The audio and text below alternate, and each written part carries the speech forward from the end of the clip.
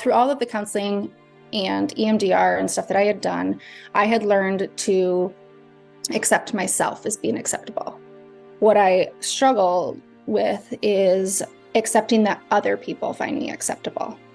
So it was during the movement session, you had asked each of us to show a part that is that we usually don't show other people. And I had chosen a part that feels fundamentally flawed. And I remember after we handed it to someone, we could choose what to do with it. I truly didn't know what I was going to do with it. And I realized, like, I want to know that other people can see this part of me, this fundamentally flawed part of me, and accept it. And it was passed around the circle, and everybody, looked at it, nurtured it, whatever they did. And it was a really moving experience for me, that even though it was imagined, so it's not like they were actually holding something, they were willing to pretend to hold something of mine, regardless of how they looked or felt, and make me feel seen, accepted.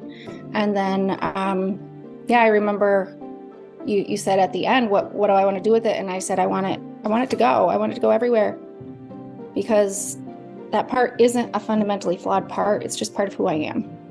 I think really what I came out of it was like a more broad self-love as it relates to my relationships with others. So it was less about letting other people accept me and more about increasing my self-love to apply it to my relationships. But yeah, it needed the relational aspect of this retreat to happen. I was trying to describe it to people, why the body movement works, or how it was impactful. And I think doing that requires you to be somewhat vulnerable, because you're doing that and there's people staring at you.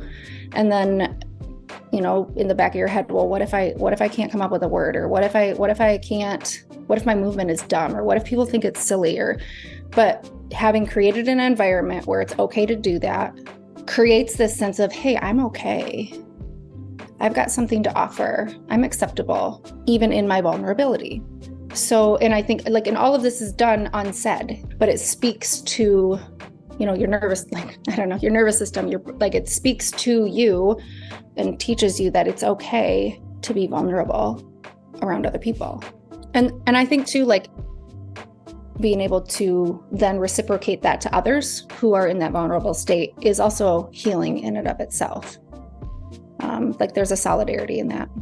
I think that this is probably the biggest thing that I took away from the retreat, and it goes to the sound healing session and kind of what transpired after that. I didn't feel like I could sit through the singing to Mother Earth. Yet I'm laying on the mat wondering, what do I do? Because I don't want anybody to feel judged by me, and I don't want people to pull away from me because I leave.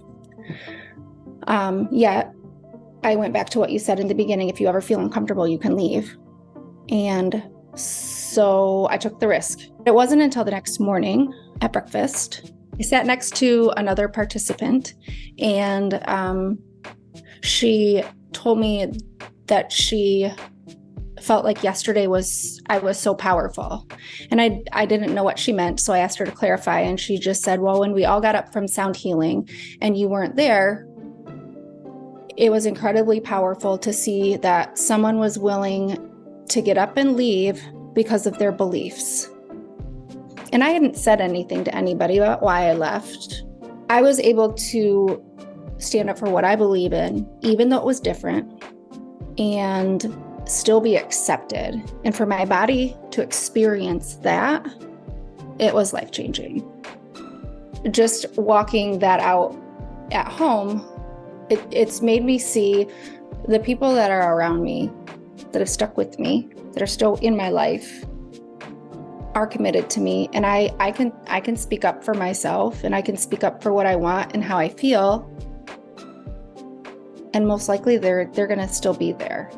Yeah, in my marriage, in like even like my in-laws, but in a way that's not like pushy, or like, I think maybe before, if I did speak up, sometimes it probably was a little bit harsh because I wanted to be heard so badly.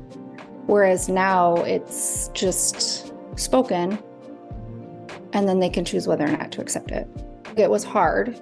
It pushed me out of my comfort zone. But I think that was also a part of why it was so healing for me, is because it put me out of my comfort zone and signaled like danger. Yet it turned out to be safe.